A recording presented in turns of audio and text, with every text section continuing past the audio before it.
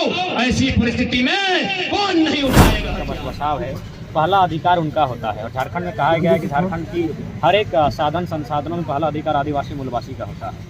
तो उस नाते कहीं ना कहीं झारखंड सरकार हो या केंद्र सरकार हो, उन्होंने बिना सर्वे का, बिना कोई जांच का और बिना वास्तविकता से परिचय होते हुए उन्होंने ये निर्णय और फरमान जारी करने का काम किया है। तो इसलिए मेरा मानना है इस पर सरकार को पहल करनी चाहिए और इस पर एक चिंतन बैठक होनी चाहिए और सभी समुदाय के लोगों को इसमें भागीदारी होनी चाहिए। उसके बाद एक आप परिसर के लिए कुछ बात रख सकते हैं कि परिसर में अनुशासन को पालन किया जा सके।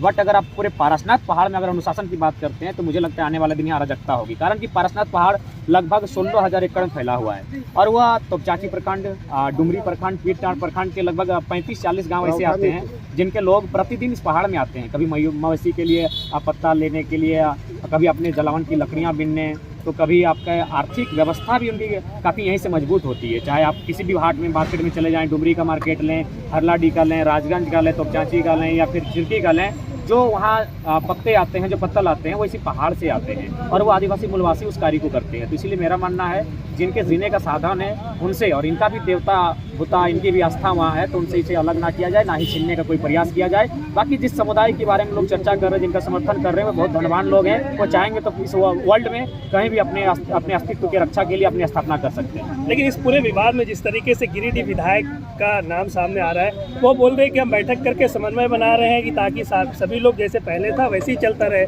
लेकिन आदिवासी विरोध कर रहे हैं। आप यहाँ के लोकल हैं, किस तरीके से देखते हैं? क्या लगता है कि सरकार गिरिडीह विधायक जो है उनके कामों को किस तरीके से देख रहे हैं? देखिए, गिरिडीह विधायक का जो स्टेटमेंट अभी तक मैंने पढ़ा नहीं है, सुना नहीं है, लेकिन देखिए मैं स्पष्ट करना चाहूँगा, तार्किक होकर इन विषय पर जांच होनी चाहिए, तार्किक होकर इस विषय पर सोचना चाहिए।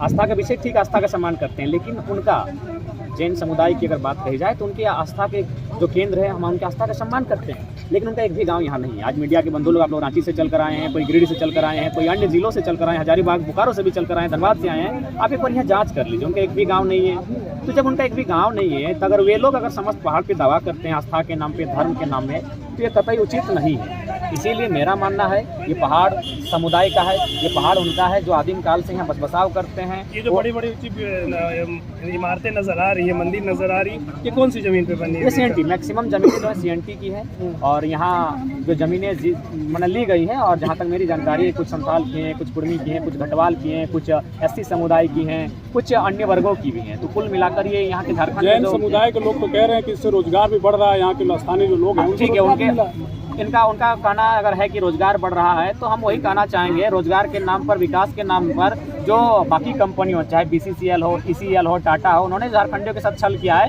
उसी प्रकार का हो रहा है। आप कहीं चले जाएंगे, बोकारो, दुगदा, चंद्रपुरा होते बेरमो, पुसरफ, झरिया के खदानों में चले जाएं, झारखंडी लोगों को रोग विस्थापन, पलायन के सिवा कुछ नहीं मिला है, बल्कि बड़ी बड़ी इमारतें अन्य लोगों की हैं जो इस राज्य से वास्ता नहीं रखते, जिनका एक बित्ता जमीन तक नहीं गया है। तो इसलिए कथनी और करनी में बहुत अंतर होता है, और विशेषकर उनका धर्म का दर्शन कहता है धन का संचय ना करना, जबकि आंकड़े कहते हैं कि भारत देश में सबसे अगर संपन्न और सबसे धनी कोई समुदाय है तो वही विशेष समुदाय है, जिसके लिए आज पारसनाथ के फेवर में सब खड़े हो रहे हैं। आपसी समन्वय की बात करते हैं, लेकिन आज आपके आने से कुछ लोग दुखी दिखे स्टेज पर।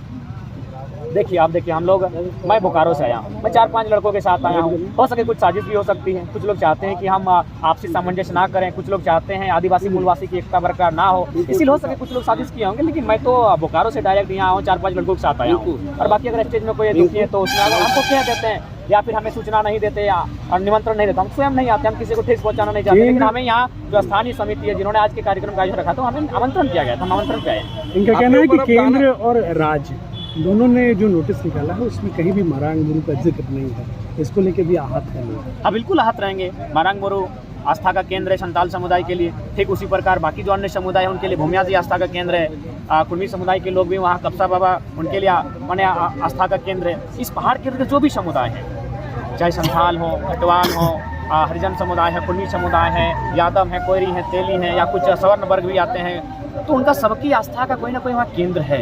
चारों तरफ से पहाड़ आप देखिए, लगभग बहुत विशाल पहाड़ है, 27 किलोमीटर के ट्रैक में लगभग फैला हुआ पहाड़ है, तो 27 किलोमीटर कहीं ना कहीं 2700 प्रकार की विविधताएं वहाँ हैं, छोटे छोटे आस्था के केंद्र हैं, मान्यताएं हैं, उनका सबकी कोई ना कोई भावना जुड़ी है। तो इसलिए मेरा भी मानना है धर्म के मारांग आधार गुरु, पर लग रहा है राजनीति हो रहा हाँ, है। धर्म के आधार पर राजनीति इसलिए आप मान सकते हैं क्योंकि जो केंद्र की सरकार है उन्होंने देखा कि झारखंड में हिंदू मुस्लिम वाला जो कार्ड है वो फिट नहीं बैठ रहा है, तो फिर उन्होंने जातीय के आधार पर बांटने का काम किया। जब जातीय मसला सामने नहीं आया तो अब वो धर्म का बात लेकर आए हैं, क्योंकि उनके पास धर्म एक बहुत बड़ा सेंसिटिव चीज होता है जिससे वो राजनीति कर सकते हैं। आप ही बताइए, इससे पहले भी यहाँ मकर संक्रांति मेला लगता था, मारांग गुरु की पूजा की जाती थी, समुदाय विशेष को जो संथाल समाज के लोग हैं वह शिकारी जनी प्रथा के लिए जाते थे। इससे पहले भी भाईचारा होता था। उन्हीं जैन समुदाय के लोगों को ये कांधे पर बैठाकर ऊपर तक छोड़ने जाते थे, उन्हें कांधे पर लेकर फिर 4 घंटा सफर करके आते थे। तो ये अभी अचानक ऐसा हुआ है, यानी इसके पीछे कोई ना कोई कार्य कर रहा है। और मेरा मानना है इसमें शुद्ध रूप से कुछ राजनीतिक शक्तियां कार्य कर रही हैं और कुछ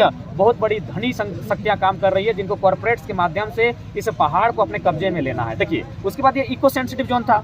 इको सेंसिटिव जोन का मतलब सभी जानते हैं सीधे अर्थों में कि आप वहाँ के पर्यावरण को वन्य जीवों ने डिस्टर्ब नहीं कर सकते हैं, बड़े बड़े उद्योग का निर्माण नहीं कर सकते हैं, बड़ी बड़ी बिल्डिंगों को नहीं बना सकते हैं। आप सर्वे कर लीजिए, यहाँ जितनी महंगी महंगी कोठियाँ बनी हैं, जितने ऊंचे ऊंचे कोठियाँ बनी हैं, शायद पूरे झारखंड में कहीं बना होगा। तो इको सेंसिटिव जोन को भी तौहीन किया जा रहा है, पर्यावरण को भी तौहीन किया जा रहा है। तो इसीलिए मेरा मानना है केवल और केवल कुछ कॉर्पोरेट्स और कुछ राजनीतिक षड्यंत्र के तहत आज पारसनाथ का विवाद को लेकर आया है। इससे पहले भी जो लोग जैन समुदाय के लोग पूछिए, आज भी वे लोग महाराष्ट्र जाते हैं, गुजरात जाते हैं, राजस्थान जाते हैं और उनको कांधे पर, यहाँ के आदिवासी मूलवासी कांधे पर लाद कर डोलियों में बैठाकर लगभग 10 किलोमीटर है पहाड़ ऊपर चढ़ने में, वहाँ तक छोड़ कर आते हैं, फिर ले कर आते हैं। तब तो भाईचारा थी, तब तो कोई विवाद नहीं हुआ, तब तो पवित्रता बनी रही। जब हमारे कांधों पर ये चढ़ के गए, अचानक पवित्रता नष्ट होने लगी। इसका मतलब स्पष्ट है, कोई ना कोई ऐसी शक्ति पीछे कार्य कर रही है जो चाहती है राज्य में अशांति हो, जो चाहती है राज्य में उनका वर्चस्व रहे, और ये फिलहाल होने नहीं दिया जाएगा। आज भले कुछ भी हो, लेकिन झारखंड के लोग जब झारखंडियत की बात आती है, आपसी एकता का परिचय देते हैं और अपने जल जमीन की रक्षा के लिए हमेशा आगे आते हैं। राज्य सरकार हेमंत सोरेन के जो है राज्य सरकार जिस तरीके से लेटर लिखा,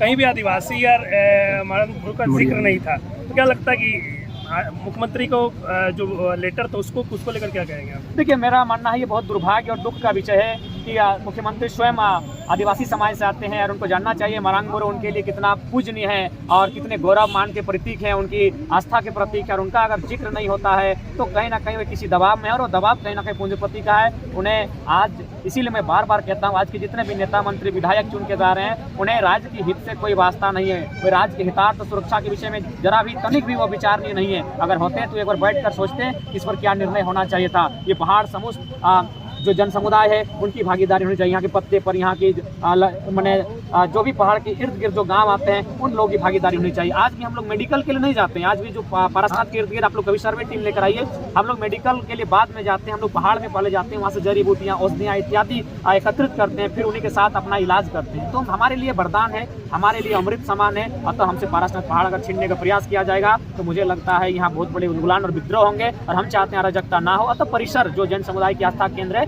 उस परिसर में आप पाबंद लगा सकते हैं, अनुशासन लगा सकते हैं, डिसिप्लिन मेंटेन करवा सकते हैं। लेकिन समझ 16,000 के एकड़ में अगर आप पाबंद और अनुशासन की बात करते हैं तो ये कतई अनुचित होगा।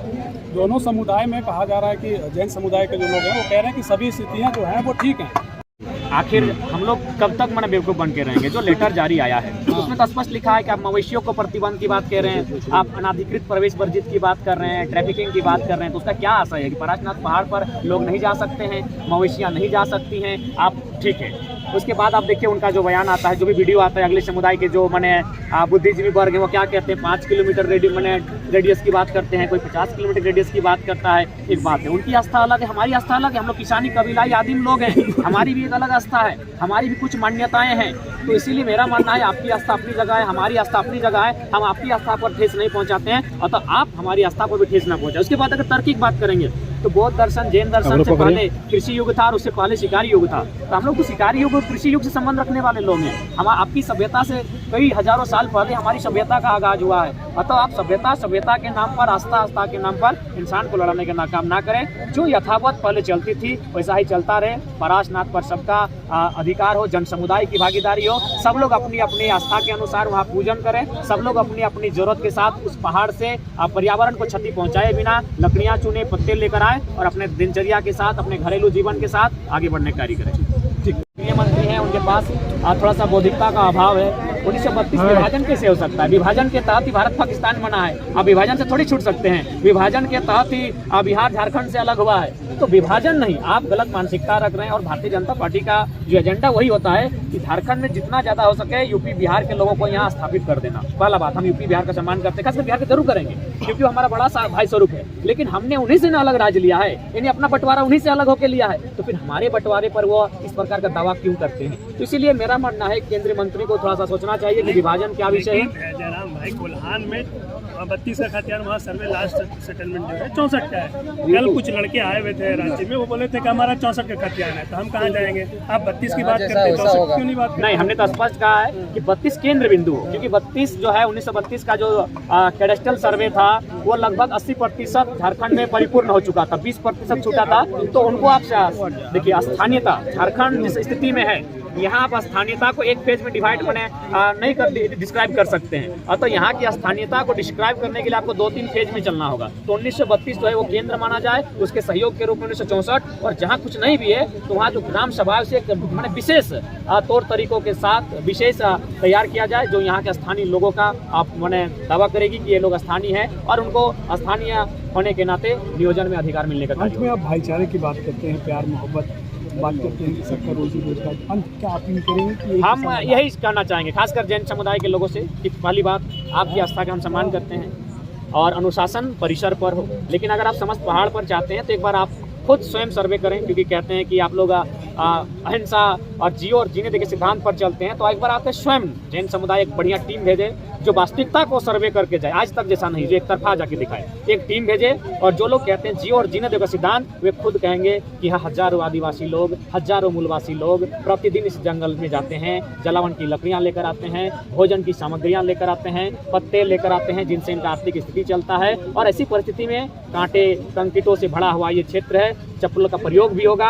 हाँ, आप एक विशेष जो परिसर क्षेत्र है वहाँ अनुशासन का पालन कीजिए, हम लोग सहयोग करेंगे और हमने सदैव सहयोग किया है। हमने जो उनका टॉम है, उनके जो तीर्थंकर है, उनके हमने हमेशा आस्था के साथ नमन किया है। तो हम लोग हमेशा भाईचारा, हमने हमेशा सच में दिखाया है। आज जो भी कोठी बनी है वो सेंटी की ज़मीनें हैं, यानी झारखंड के लोगों ने दिया है, हमारे लोगों ने उन ज़मीनों को उनको दिया है जहाँ आज उनकी बड़ी बड़ी इमारतें खड़ी हैं, जहाँ उनकी बड़ी बड़ी बिल्डिंगें खड़ी हैं। तो इसीलिए मेरा मानना है, एक बार आप कोई भी जो बात करता है एक तरफा, चाहे राज ठाकरे साहब हो या ओवैसी साहब हो या जामताड़ा विधायक इरफान साहब हो या हमारे गिरिडीह के सांसद चंद्र प्रकाश साहब हो, एक बार आप धरातल पर जाएं, टीम भेजें और सुबह शाम मॉनिटरिंग करें, आपको समझ में आएगा। जिस लोगों के पक्ष में आप खड़े हैं उनका शायद यहाँ 25 परिवार है, यानी एक छोटा सा टोला भी नहीं कर सकते हैं, हमारे लगभग 50 गाँव हैं। तो आस्था के नाम पर लोगों का इस प्रकार कलम से नरसंहार ना किया जाए। हमने बहुत खोया है, मोतीलाल बास्की को ऐसे ही गोली मार दिया था, कसूर वो पहाड़ पर पाया गया था। तो आने वाले दिन इस तरह बहुत सारी घटनाएं देखने को मिलेंगी। अतः सामंजस्य हो,